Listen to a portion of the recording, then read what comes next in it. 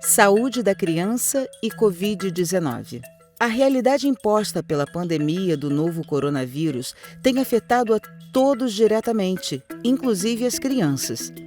Apesar disso, com base em algumas evidências científicas disponíveis até o momento, a Covid-19 parece atingir as crianças com menor frequência e gravidade, se comparado a adultos, apresentando sintomas mais leves e um menor risco de desenvolver a forma grave da doença. Segundo especialistas, a baixa taxa de infecção entre as crianças pode ser decorrente de uma menor exposição às principais fontes de transmissão ou de uma eventual subnotificação, visto que a maior parte das crianças infectadas não apresenta sintomas ou apresenta sintomas com menor gravidade, resultando na não realização de testes diagnósticos.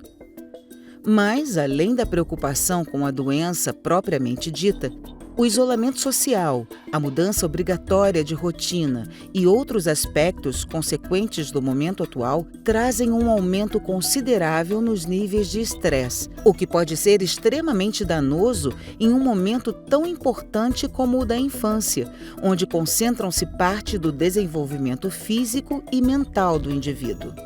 O que há de registro até o momento de como o Covid-19 atinge as crianças? O que a gente sabe até hoje em relação à Covid-19 na infância?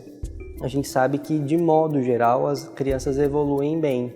A maior parte dos casos assintomáticos, eles agem muito como carreadores do vírus.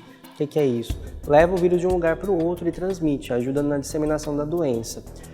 Ah, mas nenhuma criança morre de Covid? Sim, isso vai acontecer, como pode acontecer de outras doenças que são virais e que são comuns na infância. A gente tem uma doença que é a bronquiolite, que está associada a um outro tipo de vírus, que é o vírus sincicial respiratório, e que, de modo geral, as crianças evoluem bem quando desenvolvem bronquiolite, mas algumas podem falecer disso, assim como podem falecer de Covid. Não por conta do próprio vírus, mas por conta da reação que o hospedeiro, que o sistema imune da criança vai desenvolver quando entra em contato com esse agente causador de doenças.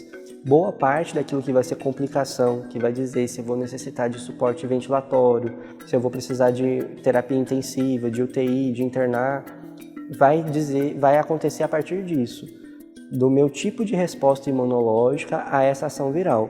Não só ao Covid, mas a outros vírus que também causam esse tipo de manifestação. Os sintomas em crianças são os mesmos que nos adultos? Os sintomas da Covid-19, eles são muito parecidos com o que acontecem no adulto, pelo tipo de doença que a gente está falando. A gente está falando de uma doença que parece com a gripe, com o resfriado. Então, quando a gente fala sobre o nariz escorrendo, sobre o nariz entupir, sobre ter o olho lacrimejando, ter febre, o rosto ficar vermelho, o corpo meio ruim, prostrado, isso é comum na criança e no adulto. As intensidades não são sempre as mesmas. A tosse, por exemplo, a falta de ar, a dor de garganta. Se a gente for parar para pensar, quando uma criança, ali por volta de 3 anos, tem gripe, ela fica igual a um adulto com gripe, com um resfriado comum? Não. Apesar de ter alguns sintomas que se parecem, a manifestação final não é igual. No Covid, é o mesmo espelho, é o mesmo modo, o mesmo raciocínio, a mesma maneira de pensar. E a criança, ela vai ter respostas imunológicas diferentes de acordo com a idade que ela está. Então, se a gente pensar em Covid de 0 a 2 anos, de 2 a 5 anos, de 5 a 8 anos, dos 8 aos 12 e acima dos 12, a gente vai ter perfis diferentes de manifestação de sintomas. Não só para a Covid, mas para todas essas outras doenças que formam as IVAs que a gente já comentou. Então, um resfriado comum numa criança, num adolescente de 12 anos, é muito parecido com o que acontece no adulto. Já no menino que tem ali 8 meses, 9 meses, é totalmente diferente, porque o sistema imune não vai responder da mesma maneira. Como proteger as crianças? Todas as crianças devem usar máscaras? Como a gente faz para proteger a criança em relação ao novo coronavírus vai depender da idade em que ela está. O jeito de se transmitir o novo coronavírus é o mesmo jeito que se transmite os outros vírus de via aérea superior. E por conta disso, a gente vai usar a mesma estratégia de prevenção. É um vírus que vai se espalhar através de gotículas contaminadas. Essas gotículas elas ficam no ar e elas contêm o vírus. E aí elas entram no corpo da nova pessoa, né, do novo hospedeiro, quando eu entro em contato com a mão e levo até os meus olhos, ou até o nariz, até a boca. E é assim que a gente se protege, evitando esse contato, lavando as mãos, usando as máscaras e mantendo a distância, né? Existe um jeito de fazer a transmissão que envolve aerossol, que aerossol é o mesmo jeito de dispersão das partículas de quando a gente usa um desodorante, por exemplo, que é um spray. E essa gotícula fica suspensa no ar. Quando eu faço uma transmissão direta por gotícula, se eu tossir, aquela gotinha que ficou na minha mão, ela vai ser de transmissão direta, mas aquilo que ficou no ar suspenso é esse aerossol. Ou quando eu espirro e não cubro o espirro com a mão, com o cotovelo. O que isso provoca? Naquele ar, o vírus está circulando. Então, se eu respirar, se eu inalar aquilo ali, eu vou me contrair, vou me contaminar com o vírus, vou adquirir o contágio. E a gente evita isso cobrindo o nariz, a boca, na hora de tossir, de espirrar. Esse é um jeito de evitar a transmissão. O outro é a higienização das mãos para não fazer essa transmissão direta, não tocar o rosto toda hora e usar a máscara. Só que usar a máscara numa criança que tem 8 meses é impraticável, não só por não conseguir fazer com que a criança fique de máscara, mas também por não conseguir que a criança respire adequadamente. Vai aumentar muito a concentração de gás carbônico ali para ela poder respirar, e isso vai ter um impacto muito diferente do que teria numa criança maior, com 7 anos, com 8 anos, que vai ter um grau de adaptação ao uso da máscara maior. E não é o uso da máscara que é extremamente determinante para você encerrar a transmissão. As outras medidas que envolvem o afastamento e a higienização das mãos e cobrir os espirros e as tosses, por exemplo, vão ser mais efetivos do que simplesmente o uso da máscara. Como a máscara nos protege? Ela não te protege de contrair, ela te protege de transmitir o vírus. Então, quando eu uso a máscara e eu espirro ou tusso, é como eu tossir ou espirrar no cotovelo. A máscara faz uma barreira física e eu não formo isso que a gente falou do aerossol.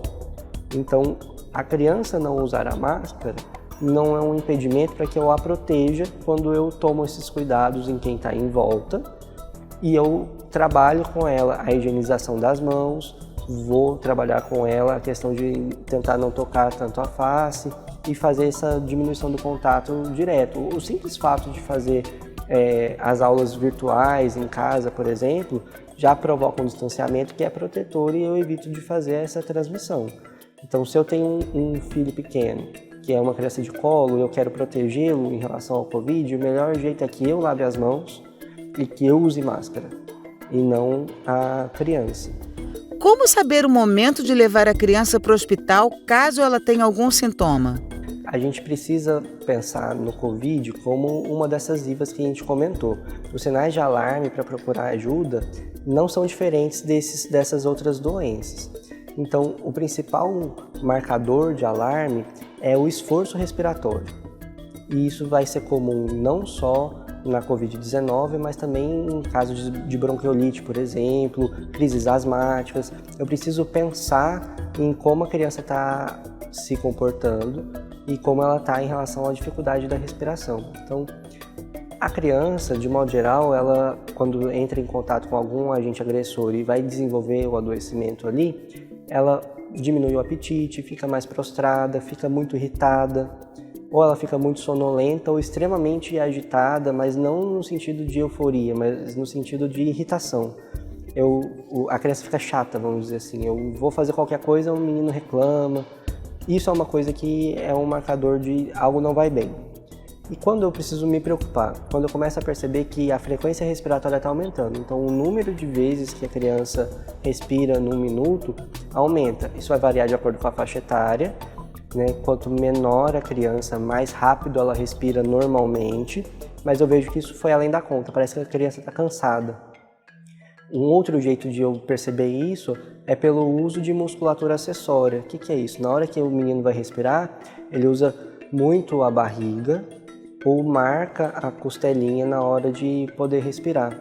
Um outro jeito de ver isso é quando eu percebo que aqui, nessa região do pescoço, que chama fúrcula, começa a afundar para poder respirar. E isso é um outro sinal de alarme. Uma outra forma de a gente poder avaliar também, que é um dos marcadores de maior gravidade, é quando a gente percebe que o nariz da criança fica batendo. A gente fala de batimento de aleta nasal, da asa do nariz. Isso é um marcador de que eu preciso me preocupar. E por último, a gemência. É quando a criança vai respirar e ela faz tanto esforço para puxar o ar que ela vocaliza, sai um sonzinho. Esse som é um gemido. Isso é uma questão de bastante alarme. Significa que a criança não está bem, ela está em sofrimento. É hora de procurar ajuda. Antes, isso a gente descreveu de uma maneira progressiva. Então, essa é a ordem de instalação do esforço respiratório. Se eu perceber que algo já começou a caminhar para isso, é o momento de procurar ajuda e entender o que está se passando. Mesmo que não seja Covid, né? Pode ser outra dessas infecções da infância que estão acontecendo e por conta disso eu preciso ir lá e avaliar, né? Ver qual é o caso e fazer a intervenção correta.